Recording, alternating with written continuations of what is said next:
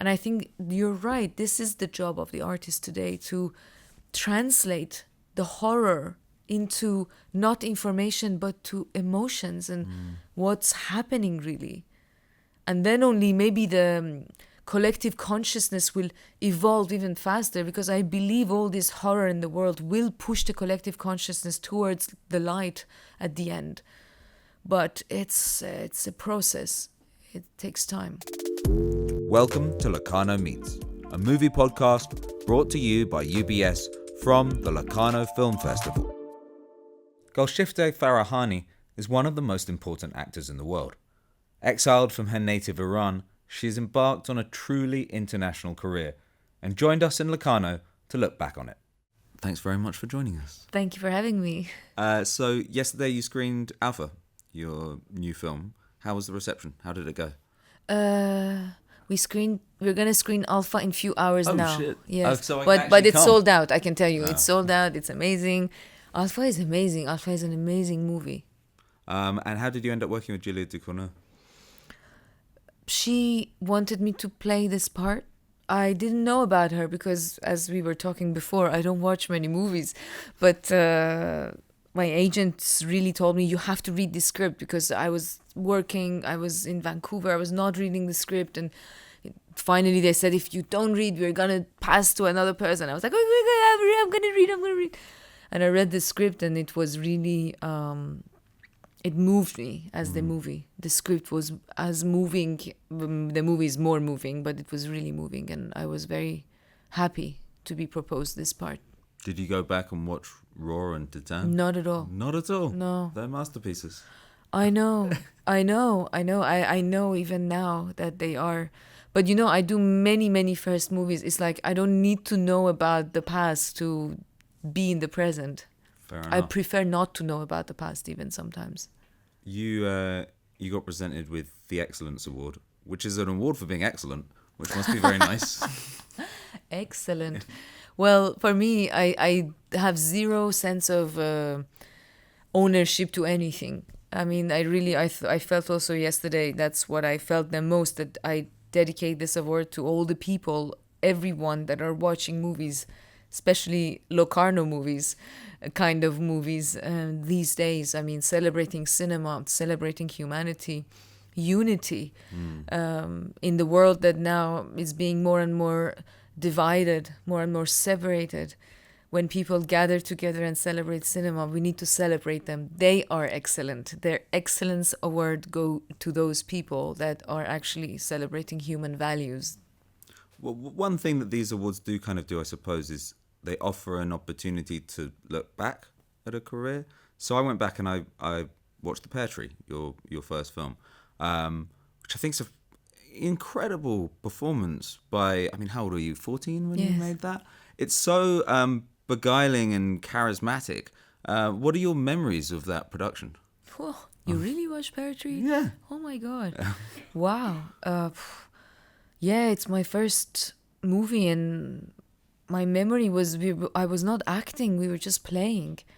And I think acting is playing. We are playful like children. It's just we are playing more serious games. As the children, they play the games they play, it's serious for them. Yeah, it's life and death often. Yes, exactly. Or love and tragedy and all that stuff. So I think we are all doing the same thing, playing. I mean, it comes across in the film. All the scenes with the children feel very real, very live. And there's this great bit where you steal your uncle's military uniform and ride a donkey. Or playing Jeanne d'Arc, which is crazy, because we were just talking about it, that the funny thing is the character in The Pear Tree, she wants to go to Paris and she wants to become an actress. But at that time, I didn't want to go to Paris. I didn't want to become an actress. But then sometimes the parts you choose, they choose you, and then they're related to your destiny. I sometimes think, I say, gods are winking. They're like, you see? We have that for you.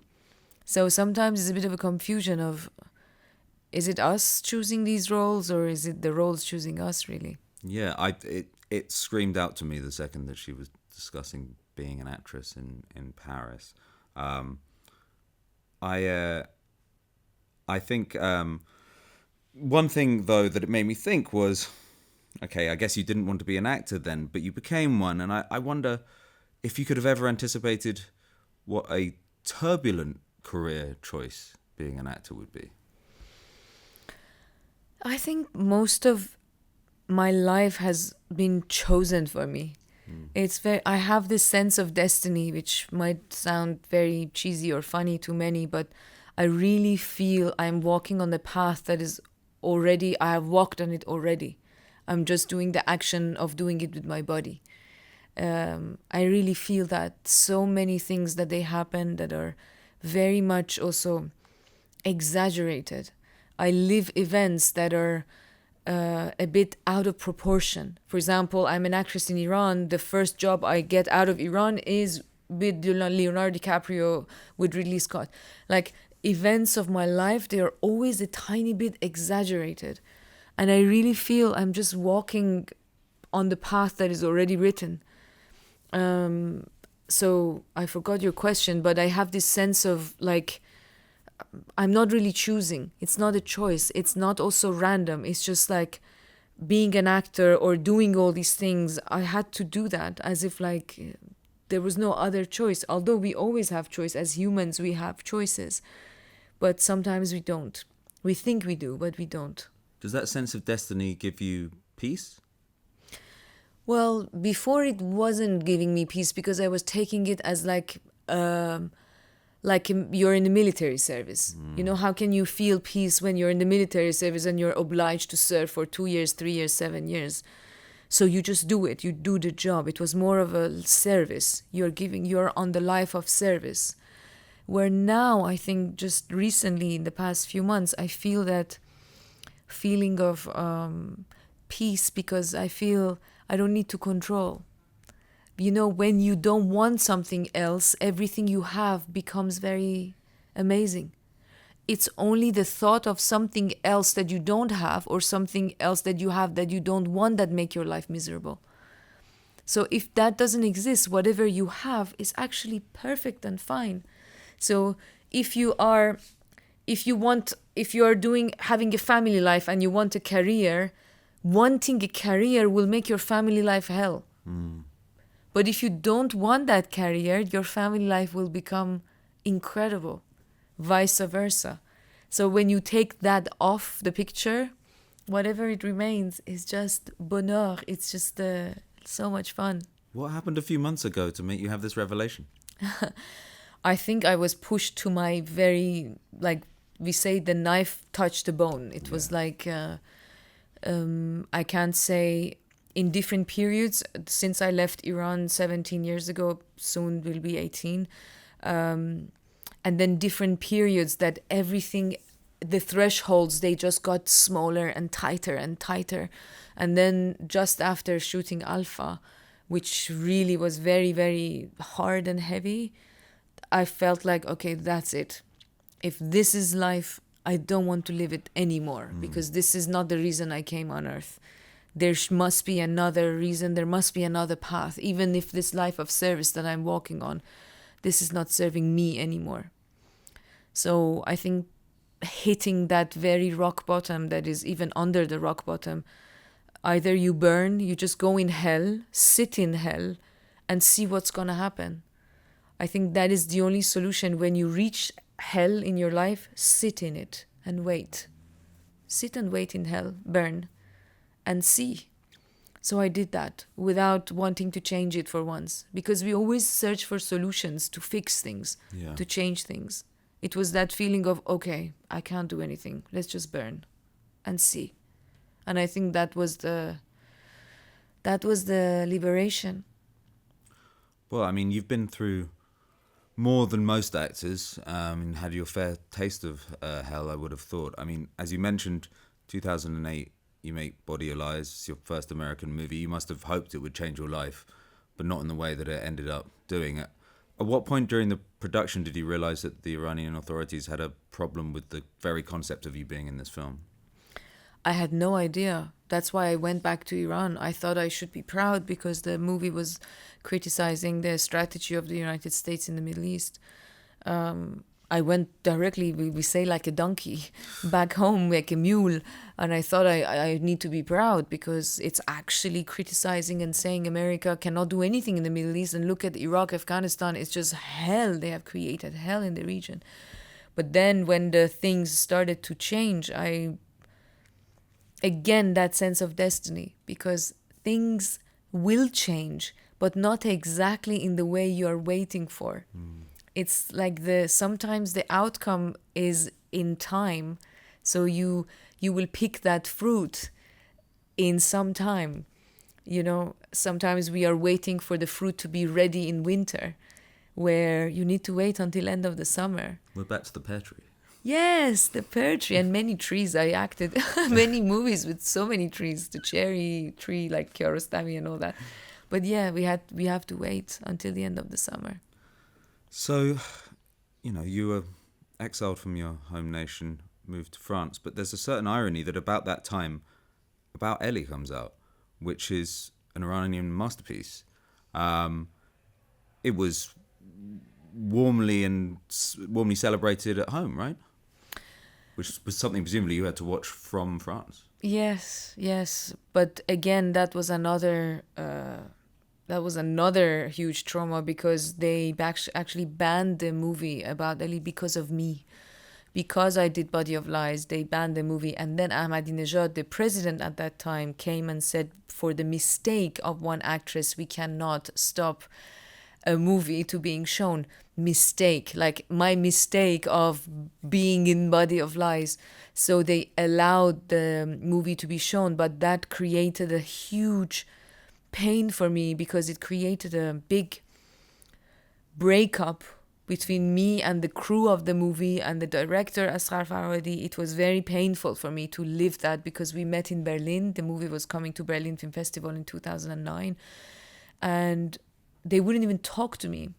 Whoa. They wouldn't even sit with me. If you look at the press conference, they're all sitting on the right side of the moderator and I'm alone on the left side of the moderator. Like on the red carpet, they brought me alone. Like I couldn't even walk with them.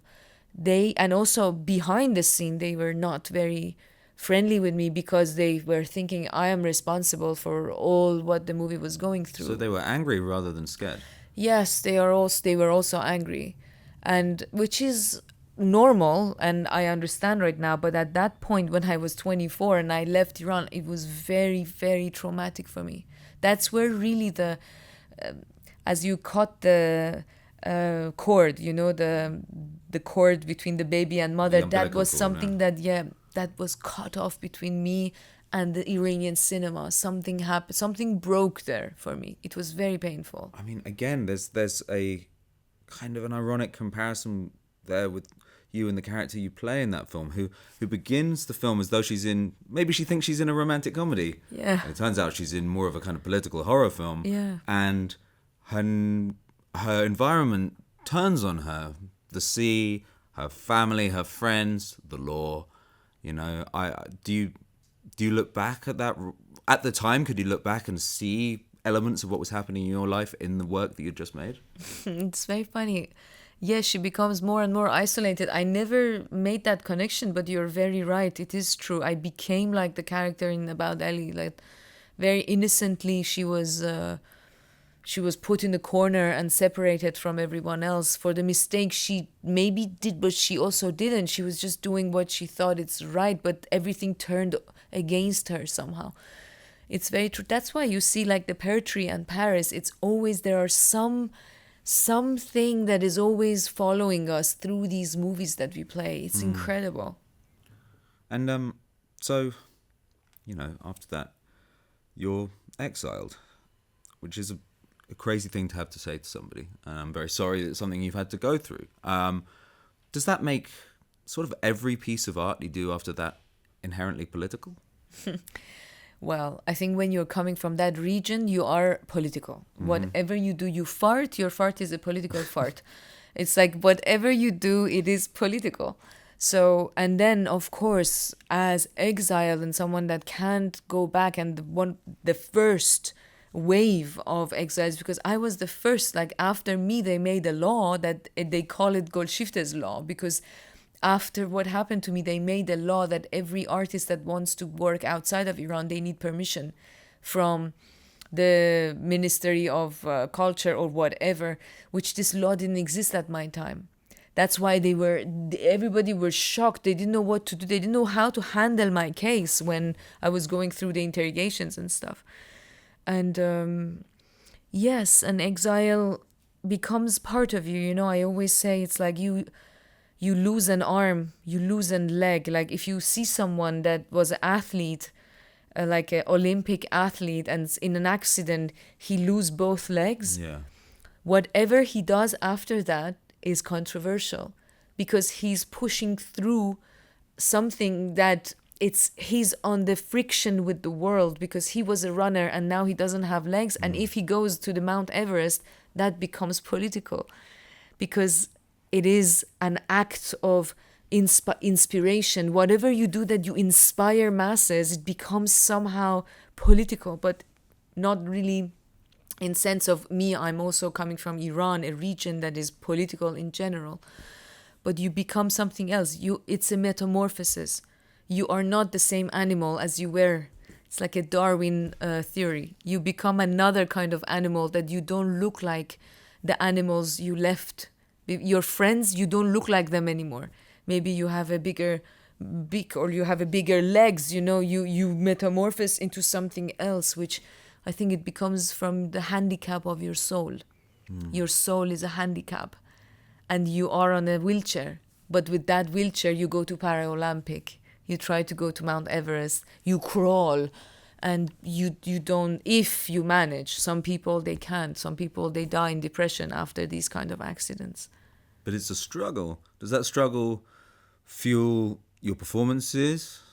How the way you work? Yes, I think it fuels your breathing. It fuels the moment you wake up and you go to bed. It becomes part of your identity, unfortunately. And you cannot live without it. Like exile is part of me. This handicap is a part of me.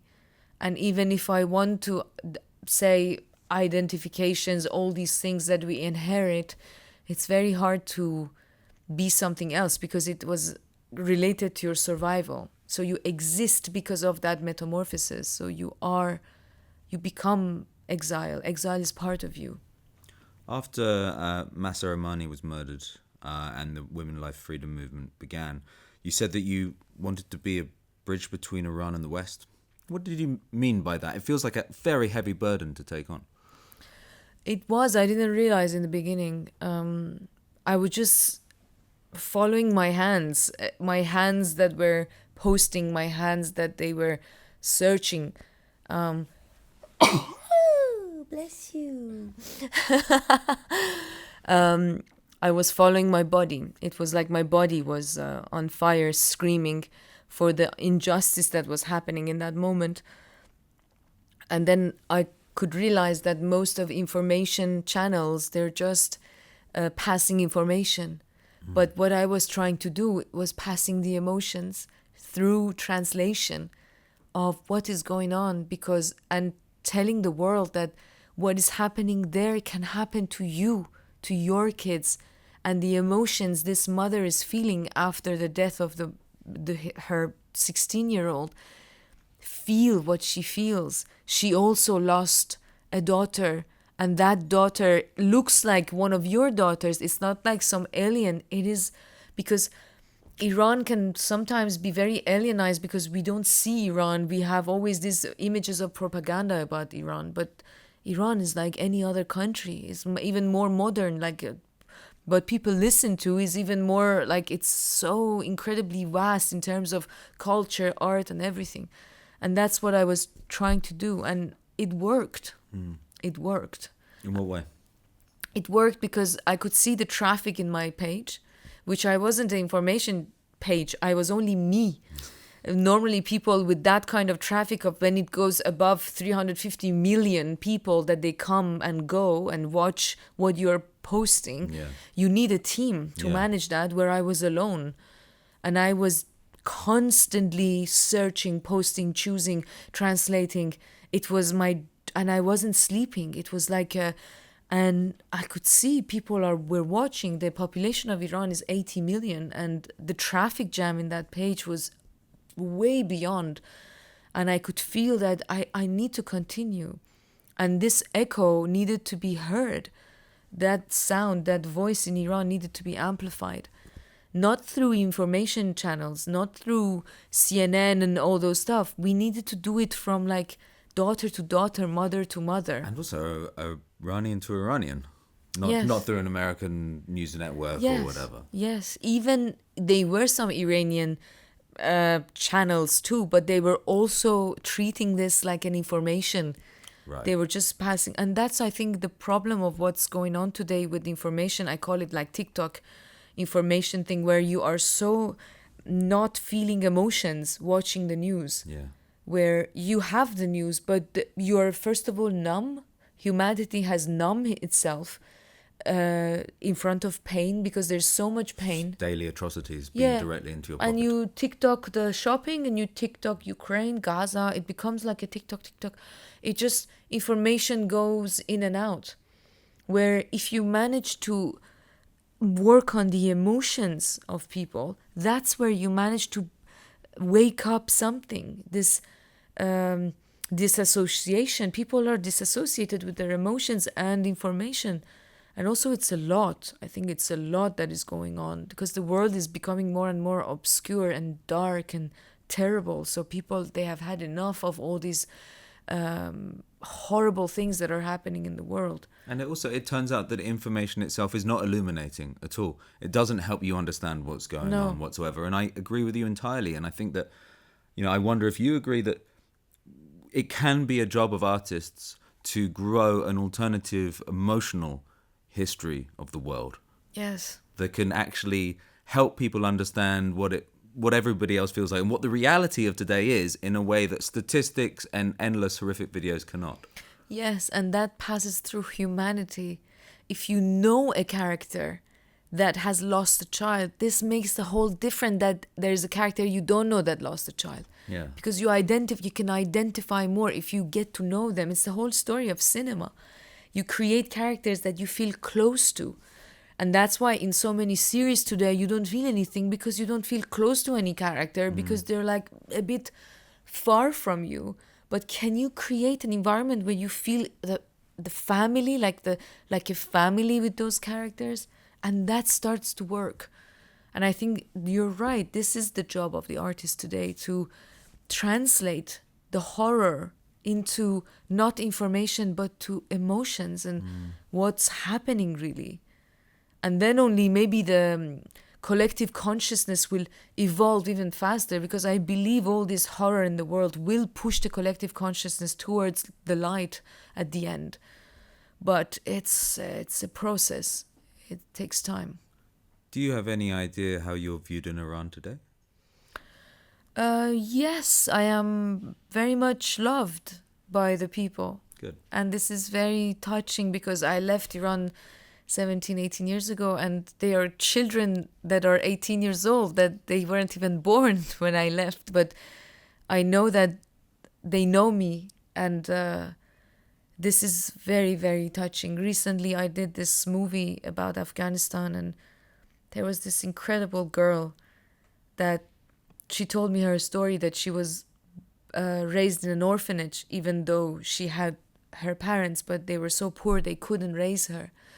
And she said when she was 12, in the orphanage in Kabul, imagine, one of the teachers showed them Patient Stone, one of the movies I acted in. And she said, I was doing the scenes together. I was saying the dialogues and I was repeating them, and I was thinking I will become an actress one day. She's 12 years old. And in this movie, we were acting together with this girl. And I was telling myself, if all this career of 28 years of so many, more than 60 movies, it's because of this, it was worth it. It was like, wow. Sometimes you put a little pebble in the water and it reached Nazaré in Portugal. It's a huge wave. And you didn't even realize, you just put a pebble. But it can become a huge wave. So I think this is one of the most gorgeous things about our job, that those pebbles can be a huge wave somewhere in somebody's life. Yeah, I mean, that's wonderful, because there must have been moments in your career when you've thought, why did I even act in the first place? My life could have been so quiet, you know? Well, I was such a woman of service that I didn't even ask question, you know. I was like, yes, sir, you know, yeah, I am on service and I'm serving the masses through art and culture. I didn't even ask question. I didn't even give the choice to myself to ask questions. You've been making the Extraction movies in the States. What's it like to work on like a massive action project? Is it like almost a different art form? Yes. I think it's a lot about your body. So in the cinéma d'auteur or cinéfilm, there's not much importance about your body. Where in those movies, body is a 50% of your job. Basically, if you work 17 hours, you need to go back to your hotel 2 hours in the gym, because if you don't do that, you cannot continue the rest of the shooting that is 7 months, and you have to run, fight. Like you have, sometimes, I mean, one day I remember there was this take of like 3 minutes or something, and we had to run and sprint, like run. Maybe we did it 50 times. 50 times we ran, and it's like, okay, if your body is not ready, you can't do it. So you have to keep holding your body like fit. So it becomes part of the jobs. That's what I love about these movies, because you go in your body. And it's like a good excuse to keep incredibly fit. Yes, and you have all the team. You have trainers. Exactly. You get your juice every week. You know, they take you to the hospital. You get glutathione. You get everything you want. Vitamin C, vitamins, this and that. You get your diet, everything. And it's exhausting, I must say. Like, it's exhausting. I've always wondered with, you know, big physical action movie roles like that, when you're kind of signing up to it, is part of the contract going, you do understand you're going to have to be really fit, right? I guess they don't choose you if they know that you're not gonna. I mean, for me, it's because I did most of my stunts, because I was insisting of doing most of my stunts. Yeah, and they were saying like they are very good stunt people, that I am like an action actor. I can be and I love it. I love action. I love body. I love fighting, knife fighting, guns, archery, anything arm. I love it. It's crazy, such a contradiction. Blowing up a helicopter with a bazooka. Helicopter, bazooka, RPG. I mean, any kind of gun you give me, I feel like, yeah, knife, big knife, sword, anything. I just love it. Nice. All right. Well, on the note of sword. Oh my God, we finish on that. I love arms. Yeah. Thank you very much for chatting with us. Thank you very much.